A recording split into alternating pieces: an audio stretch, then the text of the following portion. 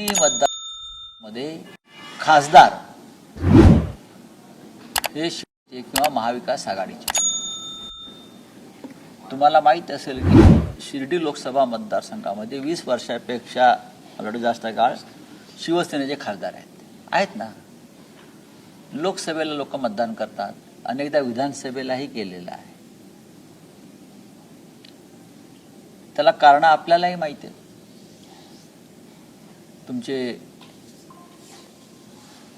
तुमचा कुठला मतदारसंघ, नगरचे आमदार कशा पद्धतीने जिंकतात,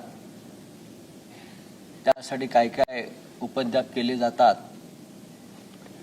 अचानक ते हिंदुत्ववादी कसे होतात, या सगळ्या गोष्टी सगळ्यांना माहीत असतात. जोपर्यंत लोक काही भागामध्ये निर्भय होऊन मतदान नाही,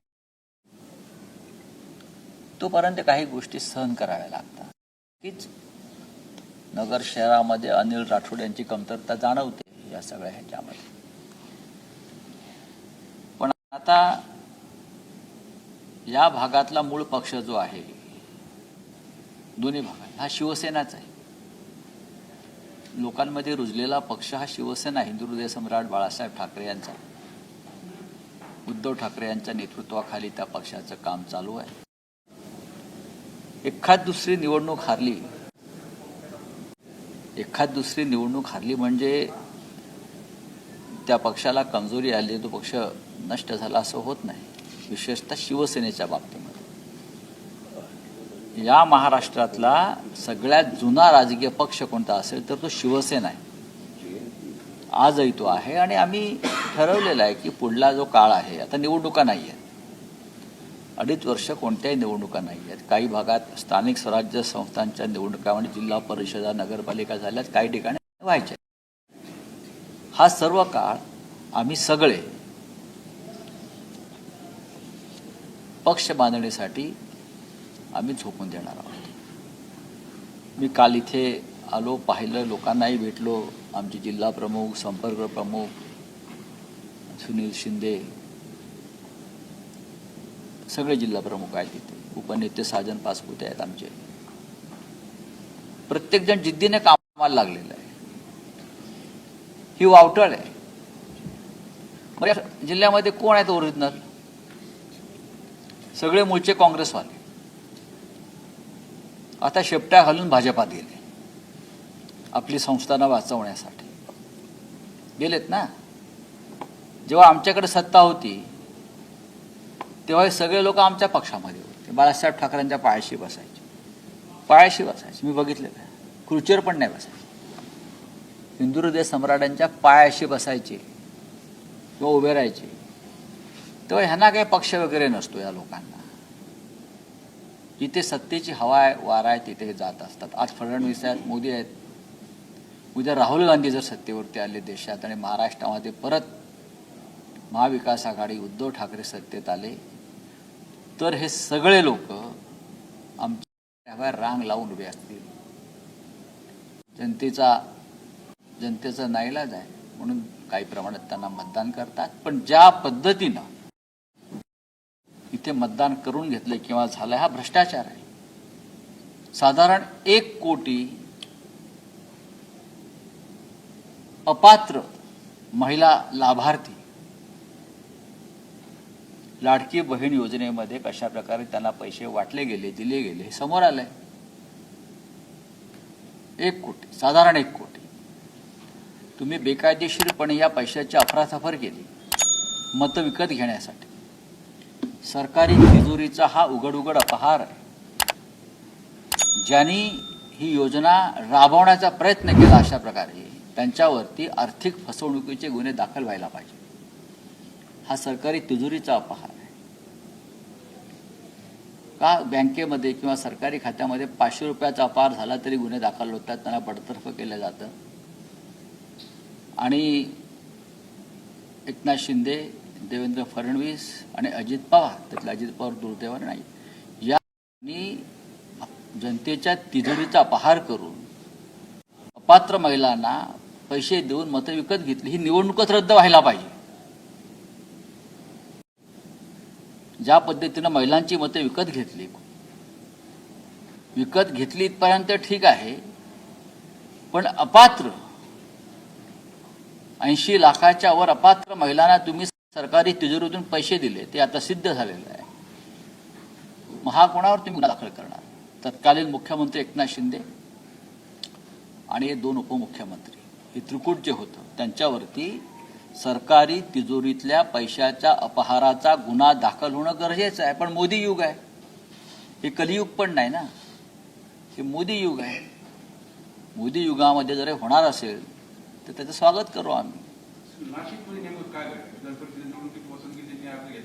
बघा, एक तुमच्या माहितीसाठी सांगतो, महाराष्ट्रातल्या या निवडणुकांविषयी तुम्हालाही माहिती आहे. निवडणुका या कशा पद्धतीनं होतात, त्यात माहिती घेऊन तुम्ही काय करणार? मलाही माहिती नाही. मी या निवडणुकीच्या प्रक्रियेत अजिबात पडलेलो नाही, मला काम आहे. मला काहीच माहीत नाही, हे माझं उत्तर आहे. कारण काही विषय असतात पक्षातले इतर लोक सांभाळत असतात, तर माझ्याकडे काही माहीत नसल्यामुळे मी त्याच्यावर काही बोलणार नाही. टीएमसीच्या आमदारांना फोडण्याचा प्रयत्न आता सुरू झालाय, पोलिसांचा दबाव आता त्यांच्यावर आणला जातो, असं स्टेटमेंट ममता बॅनर्जींनी केलेलं आहे. नाही, हे पश्चिम बंगालच्या राजकारणामध्ये हे गेले 40 वर्षापासून अशा प्रकारचं राजकारण होत असतं. खरं म्हणजे महाराष्ट्रात जे लोक सोडून गेले, पक्षांतर केलं, एका तिकिटावर निवडून आले आणि दुसऱ्या तिकिटावर, त्यांनाही फोडायला पाहिजे होतं. हे मी म्हणत नाही, हिंदुहृदय सम्राट बाळासाहेब ठाकरे यांची भूमिका होती. फुटला तर फोडा, पण तिकडे वेगळ्या पद्धतीनं सुरू आहे. पक्ष कार्यकर्त्यांच्या पाठीमागे उभा राहत नाही. मुंबई व्यतिरिक्त ज्या निवडणुका होतात पक्षाचे नेते कुठे दिसत नाही, असं कोणी सांगितलं? मग मी कुठे दिसतोय? मी चंद्रावर दिसतोय का? आहोत ना आम्ही. नगरपालिकेच्या निवडणुका झाल्या, बघा, भूतकाळात जाऊ नका, असं नाही आहे. इथे जिल्हा प्रमुख बसले आहेत, संपर्क प्रमुख बसले आहेत, इथे कोणी यायला पाहिजे ते येतात. संपर्क प्रमुखांची जबाबदारी आहे. सुनील शिंदे या भागातले प्रमुख आहेत, जिल्हा प्रमुखांवर जबाबदारी आहे. हे देवेंद्र फडणवीस आणि मोदी सारखं नाही, ग्रामपंचायतीच्या निवडणुकीला मुख्यमंत्र्यांनी जायला पाहिजे. काही निवडणुका स्थानिक पातळीवरती आम्ही सोडतो. हां, हेलिकॉप्टर घेऊन, विमानं घेऊन कोणी ग्रामपंचायत निवडणुकीला फिरतं का? या देशाच्या इतिहासात पंडित नेहरूंना मी कधी पाहिलं नाही, इंदिरा गांधींना पाहिलं नाही, वसंतदादा पाटलांना पाहिलं नाही, शरद पवारांना पाहिलं नाही. हे नवीन जे झंझट सुरू केलं आहे की ग्रामपंचायत नगरपालिकेच्या निवडणुकांना चार्टर फ्लाईट, हेलिकॉप्टर घेऊन फिरायचं. स्थानिक निवडणुका या स्थानिक लोकांवर सोडल्या पाहिजे. शिंदे गटामध्ये पण खतखत कुठेतरी दिसते. अब्दुल सत्तारांच्या मुलाने बंडखोरीकरता अर्ज भरला आहे आणि अब्दुल सत्तारांचं म्हणणं असं आहे की भाजप हा शिवसेनेला किंवा इतर भाजप हा शिवसेनेला किंवा इतर पक्षांना संपवायला निघाला. शिवसेनेला नाही, शिंदे गटाला, त्यांच्या गटाला असेल. आम्ही योग्य वेळी बाहेर पडलो.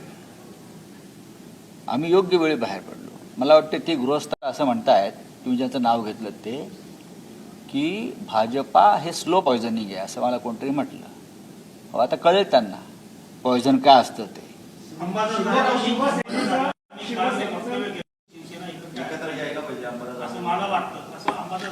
हा बरोबर आहे, हे प्रत्येकाचं व्यक्तिगत मत असू शकतं. मलाही असं अनेकदा वाटतं की जर कोणाला पश्चाताप झाला असेल,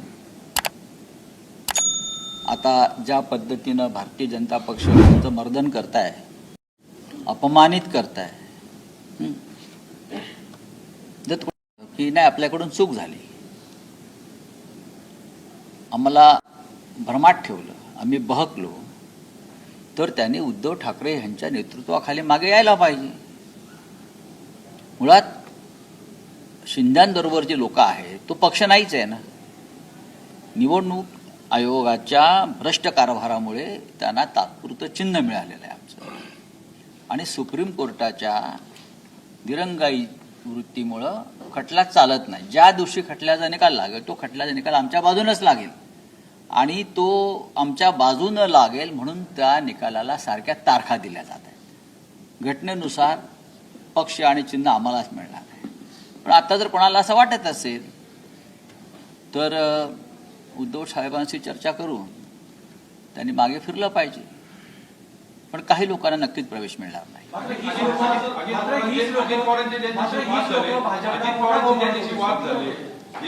भाजप या महाराष्ट्रामध्ये कधीच मोठा भाऊ नव्हता. महाराष्ट्राच्या राजकारणामध्ये कायम उद्धव ठाकरे यांच्या नेतृत्वाखालीची शिवसेना किंवा इंदुहृदय सम्राटांची शिवसेना हाच मोठा भाऊ होता. आणि शिवसेनेचं हे मोठेपण मान्य झालं नाही म्हणून त्याने शिवसेना तोडली आणि असे तुकडे केले. शिंदे गट हा शिवसेना नसून तो अमित शहाचा एक गट आहे. हे सगळ्यांना माहिती. तो अमित शहाचा गट आहे. त्या पक्षाचे अमित शहा आहे. ते दिल्लीमध्ये बसतात म्हणून त्यांना वारंवार दिल्लीत जावं लागतं. पूर्वी त्यांना मातोश्रीवर यावं लागायचं तेव्हा त्यांना लाजा वाटायच्या.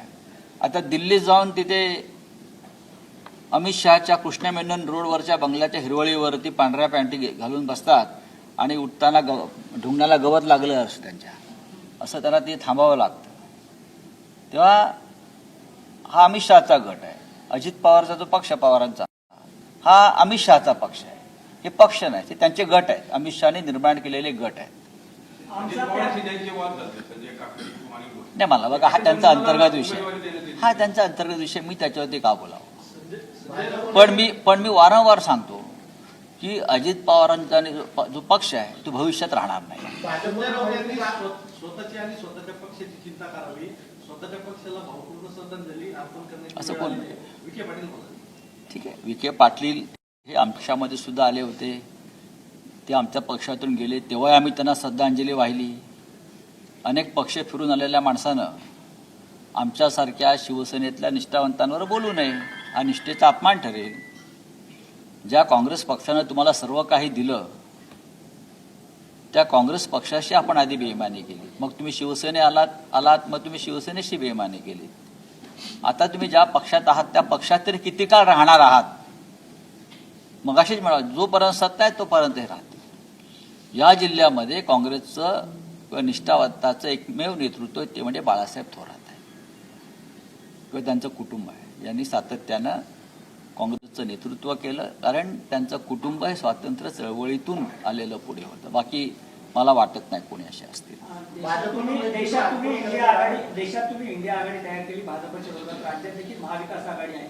सध्या गेल्या काही दिवसांपासून सूर येतोय की दोन शिवसेना एकत्र आल्या पाहिजे. तर भाजपा विरोधात ही ताकद वाढत असेल तर तुम्ही अनेक वर्ष राजकारण करतात, काय तुम्हाला वैयक्तिक वाटतं एकत्र आले पाहिजे का दोन्ही शिवसेना? शिवसेना एकच आहे. मी कालही म्हणालो, दोन शिवसेना असूच शकत नाहीत ना. शिवसेना जिथे ठाकरे तिकडे शिवसेना. आणि शिवसेनेचं काम हे सातत्यानं शिवसेना भवन किंवा मातोश्रीतून चालतं. जिथे ठाकरे नाहीत ती शिवसेना कशी असणार मला सांगा. मी मगाशी असं आपल्याला सांगितलं की ज्यांना पश्चाताप झाला असेल, ज्यांच्यातला स्वाभिमान जागा झाला असेल, ज्यांना अशी खात्री पटली असेल की भारतीय जनता पक्ष महाराष्ट्रद्रोही पक्ष आहे, हा शेतकऱ्यांच्या आणि मराठी माणसांच्या विरोधातला पक्ष आहे, हा शेटजींचा आणि व्यापाऱ्यांचा पक्ष आहे, असं जर कोणाला जाणीव झाली असेल तर त्यांनी मातोश्रीवर यावं आणि उद्धवजींना भेटावं. होऊ शकतं का शिवसेनेचं? माझ्या प्रश्नाचं उत्तर तुम्ही ऐकलं नाहीत आता. विधान परिषद निवडणुकीमध्ये कुठेतरी भाजपचा वरचष्मा दिसतोय आणि शिंदे गटाला किंवा राष्ट्रवादीला अगदी तुटपुंच्या जागा. भाजपचा वरचष्मा राजकारणामध्ये कधीच नव्हता. चोरांचं राज्य हे अल्पकाळ टिकतं. हा अपवाद आहे की 10 वर्ष टिकले. आज भारतीय जनता पक्षाची जर तुम्ही टॉप हायरकी काढली ते सगळे काँग्रेस, राष्ट्रवादी आणि शिवसेनेचेच लोक आहेत. तुम्ही पहा ना, भाजप स्वबळावर कुठेच नाही. पश्चिम बंगालचे मुख्यमंत्री हे काँग्रेस आणि तृणमूल काँग्रेसचे अनेक वर्षाचे नेते आहेत. आसामचे मुख्यमंत्री हे काँग्रेसचे नेते आहेत. तुम्ही त्यांच्याकडले मूळ जे लोक आहेत ते दाखवा मला, कोण आहेत ते, काय आहे त्यांच्याकडे. आज महाराष्ट्रामधलं भाजपा काढा, सगळे काँग्रेस, राष्ट्रवादी आणि शिवसेनाच आहे. स्वतःचं काय आहे, इकडे काय आहे, हे कोण आहेत, कोण राम शिंदे फक्त एकमेव जे निष्ठावान भाजपचे असू शकतील, सगळे आयात केलेले सगळेच आयात आहेत ना. ते एक दिवस त्यांच्या पक्षाचा अध्यक्ष सुद्धा कुठून तरी परदेशातलाच असेल आलेला. काल बाळासाहेब थोरातांनी सांगितलं की भविष्यात जे आयात झाले भाजपचे बाहेरून आले तेच पक्षाचे अध्यक्ष होतील किंवा तेच प्रमुख. मी तेच म्हणतोय ना, ही वेळ येणार आहे, कारण मूळ भाजपाचं कोणीच राहिलेलं नाही आहे आणि भारतीय जनता पक्षाला हा खेळ महाग पडणार आहे. चला. शिर्डी लोकसभा मतदारसंघाचे खासदार आहेत आपले ठाकरे गटाचे भाऊसाहेब अगसोरे हे कुठं मतदारसंघामध्ये जास्त दिसत नाही आणि भाजपचे जे पदाधिकारी येतात किंवा आमदार येतात त्यांच्या स्वागताला ते असतात. याबाबत जे ठाकरे गटाचे पदाधिकारी आहेत त्यांची नाराजी आहे वागचौरेंबाबत. उद्धव साहेबांपर्यंत ही भूमिका काही लोकांनी पोहोचवली आहे, त्याच्यावरती आम्ही चर्चा करू. पण आज ते नाही आहेत. त्यांची माझी चर्चा झाली आणि ते एका पार्लमेंटरी कमिटीच्या बैठकीसाठी त्यांना जावं लागलं. मागे त्यांनी शिंदे गटाच्या पदाधिकाऱ्यांची देखील भेट घेतली होती, वरिष्ठ पदाधिकाऱ्यांची. घेऊ घेऊ. आपण लाडक्या बहिणीचे पैसे परत घेणार अशी चर्चा फडणवीस म्हणतात की फक्त पुरुषांचे पैसे रिटर्न घेतले जातील. आमदार चंद्रकांत रघुवंशी आहेत, त्यांनी घरचारले आहे, लाडक्या बहिणीचे कोणताही भाऊ पैसे परत घेत नाही. म्हणजे ही जी चर्चा चालली जे अपात्र खात्यांवरचे पैसे परत घेण्याची कसं बघता? बेकायदेशीर पैशाचा वाटप झाला असेल, बेकायदेशीरपणे, तो सरकारी पैशाचा अपहार आहे आणि हे बेकायदेशीर पैसे जर सरकार परत घेणार नसेल सरकारच्या तिजोरीत, तर ज्यांच्या सहीने हे आदेश निघाले त्यांची संपत्ती जप्त केली पाहिजे. मग शिंदे असतील, फडणवीस असतील किंवा अजित पवार असतील. अजित पवार नाही आहेत, त्यांच्या पक्षाची, या तिन्ही पक्षाची संपत्ती जप्त करून अपात्र लाभार्थींना दिलेल्या पैशाचं वसुली व्हायला पाहिजे. साधारण 17,000 कोटीच्या दरम्यान 17,540 कोटी इतकी रक्कम अपात्र लाभार्थींना देण्यात आली असेल, तर 17,000 कोटी रुपये या 3 प्रमुखांकडून वसूल करणं हे आवश्यक आहे. हा जनतेचा पैसा आहे, तुमच्या घरातला खिशातला पैसा नाही आहे. तुमची शेती आणि प्रॉपर्टी विकून हे पैसे आले नव्हते. हा जनतेच्या कराचा पैसा आणि तुम्ही तुमच्या राजकीय स्वार्थासाठी, मतं विकत घेण्यासाठी तुम्ही या पैशाचा वापर केला. ही निवडणूकच रद्द व्हायला पाहिजे या एका मुद्द्यावर. या मुद्द्यावर आपण कोर्टामध्ये जाणार का? काही लोक चालले आहेत, काही लोकांची तयारी सुरू आहे, काही सामाजिक कार्यकर्ते आणि संस्था या विषयावर काम करतायत. त्याच्यातील कोर्ट तरी काय आहे? कोर्ट पण यांचे गुलामच आहे ना. हायकोर्ट असेल, सगळे संघाचे लोक नेमले आहेत सुप्रीम कोर्टात. ऐकून तर घ्या आमचं. आपण न्यायासनावर बसलेले आहात ना, आपण न्यायमूर्ती आहात ना. या महाराष्ट्र रामशास्त्रांची परंपरा आहे ना. हा, थोडा तरी बाणा दाखवा. ऐकून तर घ्या आमचं. काँग्रेस जनता पार्टी ही जी सोशल प्लॅटफॉर्मवर तयार झालेली मोहीम आहे, कुठले? काँग्रेस जनता पार्टी जी आहे त्याचं 6 तारखेला आंदोलन आहे दिल्लीमध्ये. तुम्ही पाठिंबा त्याला द्या. बघू किती झुरळं बाहेर निघतायत ती बघू आपण. चला हिंदी में पूछे क्या है. आज मिलावा संपन्न हो रहा है, क्या मार्गदर्शन करेंगे पदाधिकारी? अरे देखिए, शिरडी हमारा शिवसेना का हमेशा गढ़ रहा है. यहाँ के सांसद, मेंबर ऑफ पार्लियामेंट 20 साल से शिवसेना से है. अब कोई चुनाव नहीं है 2 साल 3 साल तक, तो पार्टी चीफ उद्धव ठाकरे जी ने तय किया है पूरे महाराष्ट्र में संगठन मजबूत करने के लिए हम सब लोग काम करेंगे. आज यहाँ हमारे कार्यकर्ताओं का एक रैली है, बड़ी मात्रा में हजारों लोग आने वाले हैं. तो जरूर उसमें मार्गदर्शन होगा. और आने वाले विधानसभा की तैयारी अब से हमारी शुरू हो गई है. आने वाले दिनों में अगर भाजपा से मन मिलाव होता है तो जाएंगे आप साथ में भाजपा के साथ? ये सवाल आप देवेंद्र फडणवीस जी को पूछिए ना. मिलिंद नार्वेकर के माध्यम से कोई दोस्ती का रिश्ता बना रहे? मुझे मालूम नहीं. सर अंबादास दानवे ने कल स्टेटमेंट किया है कि दोनों शिवसेना का मिलन होना चाहिए. मिलन होना चाहिए. उनकी वैयक्तिक उन्होंने निजी आपने आप कैसा अभी सच कहा ना, उनकी वैयक्तिक भूमिका है. ये पार्टी की भूमिका अब तक तय नहीं हो गई है. लेकिन अगर शिंदे गुट में ऐसे कोई लोग हैं जो चाहते हैं कि हमने गलत काम किया है, हमने बेईमानी की है पार्टी से और हमको प्रायश्चित लेना चाहिए, ऐसे लोगों के लिए शिवसेना के दरवाजे खुले रहेंगे. उद्धव जी से बात करेंगे. उद्धव जी जो निर्णय लेंगे तो उसके बारे में हम आगे जाएंगे. महाराष्ट्र में यूनिफॉर्म सिविल कोड लगना चाहिए, क्योंकि गुजरात में है, उत्तराखंड में है, एमपी में तैयारी चल रही है. तो महाराष्ट्र में ऐसा आ रहा है क्या? कोई आपके पास जानकारी है क्या? नहीं आपको मेरे पास जानकारी नहीं है, ये लगना चाहिए नहीं चाहिए। मेरे पास जानकारी नहीं है, हमारी सरकार नहीं है। अगर हमारी सरकार होती तो मैं बात करता, सरकार किसी और की है तो मैं क्यों बात करूं। चलिए, गरजा हिंदुस्तान चॅनलला सबस्क्राईब करा आणि ताज्या घडामोडी जाणून घेण्यासाठी बेल आयकॉनवर प्रेस करा.